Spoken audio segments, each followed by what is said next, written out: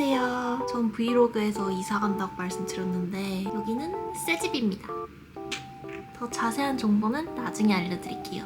오늘은 캐나다에서 12년 산 사람이 알려주는 외국에서 살아서 좋은 점과 안 좋은 점에 대해서 얘기를 해볼 거예요. 저를 모르시는 분이 있으시다면 저는 캐나다 토론토에 살고 있고 고등학생 때부터 와가지고 지금은 대학교 졸업해서 일을 하고 있는 상태입니다.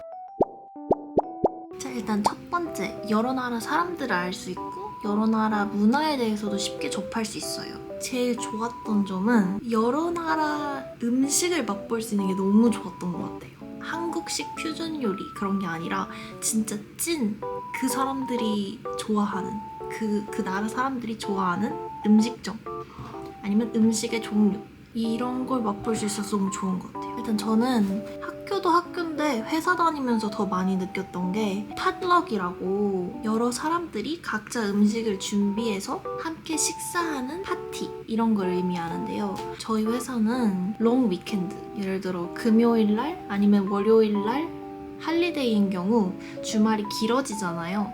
그 전에 살짝 우리만의 파티를 하자 해가지고 집에서 음식을 요리해 온다거나 밖에서 사온다던가 그래서 롱 위켄드 바로 전날 같이 회사에서 점심을 먹어요.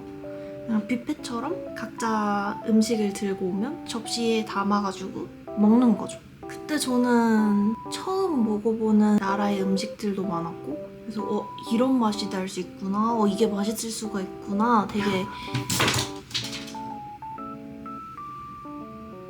되게 이런 재료로 이런 요리를 할 수 있구나 되게 신기했고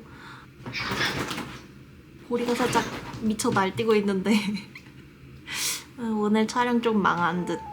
그래서 막 사람들이 이거 우리나라 디저트야 먹어봐, 막 이거 페르시안 디저트야 먹어봐 막 이렇게 권유도 하는데 너무 저는 여러 나라 음식들과 디저트를 맛볼 수 있어서 신기했어요.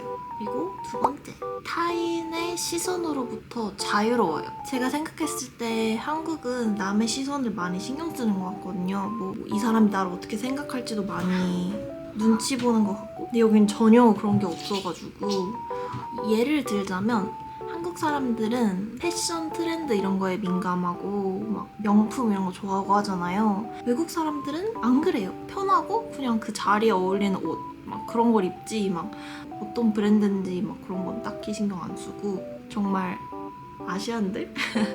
한국인, 중국인이 제일 명품에 관심이 많았던 것 같아요. 저는 그래도 제가 번 돈으로 사는 명품이나 옷 같은 거에 되게 좋아하거든요. 근데 어떻게 입고 다니든 아무도 신경 안 쓰고 아무도 저징을 안 해요. 평가 같은 걸 안 해요. 그리고 세 번째, 하루 8시간만 일한다. 사실 저희 회사는 그 밥 먹는 시간도 일하는 시간 안에 들어가 있어서 사실상 7시간만 일하거든요.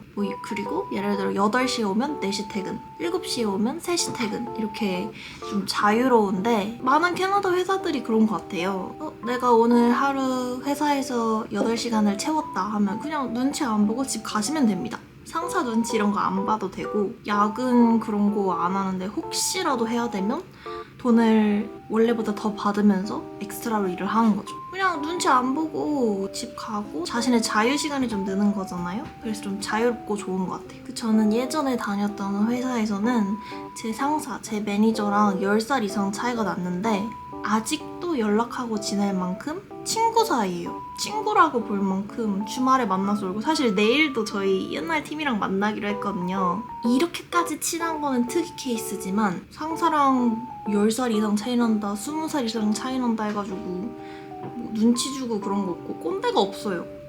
그게 정말 편한 것 같아요. 일하는 환경이 좋다. 네 번째, 공기가 너무 좋아요. 외국이라고 했지만 캐나다 한정인 것 같긴 한데 캐나다 공기가 진짜 좋거든요. 한국은 좀 살짝 미세먼지 이런 거 걱정하는데 공항에 내리면 바로 알아요. 이게 좋은 공기였지. 그냥 하늘도 항상 맑고 좀 건강하게 사는 것 같아서 좋은 것 같은 느낌? 그리고 외국 살아서 안 좋은 점, 그런 한국의 유명 맛집, 신제품, 신메뉴 그런 걸 먹을 수가 없어요. 인스타그램에서 이쁜 디저트 카페 이런 거 많이 보거든요. 진짜 먹어보고 싶은데 먹을 수가 없어요. 그리고 제일 슬픈 게 뭔지 아세요? 푸바오가 엄청 유행이었잖아요. 아직도 판다 가족 너무 사랑받고 있고. 근데 푸바오를 못 봤다는 거. 저희 엄마도 판다 가족들 진짜 좋아하거든요. 우리 바오 가족. 그래서 나중에 한국에 길게 가게 된다면 우리 러바오, 아이바오, 후이루이 보러 꼭 갈 겁니다. 꼭 보러 갈 거예요. 그리고 두 번째, 대마초 냄새를 자주 맡을 수 있다. 이건 어느 동네 사냐에 따라 좀 다른 문제이긴 한데 일단 다운타운에 더 이상 살고 있지 않기 때문에 자주 맡지는 않는 것 같아요, 요즘은. 혹시라도 토론토 다운타운에 처음 여행 오셨다. 근데 처음 맡아보는 냄새가 난다 하면 그것은 대마초 아니면 스컹크입니다. 두 냄새가 좀 비슷해가지고 네, 그렇게 보시면 될 것 같고. 세 번째, 높은 물가. 장 보는데 돈 너무 많이 들고 외식하면 돈 많이 들고 한국에서 사람들이랑 술자리 갖고 놀면 그렇게 많이 안 나오잖아요. 근데 저희는 여기서 만나서 놀면 진짜 제 기본 6만 원? 사람들 많이 모여서 안주 시켜 먹고 술 마시고 하면 6만 원은 기본으로 나가는 것 같아요. 더 나갈 때도 많고. 네 번째, 느린 일 처리.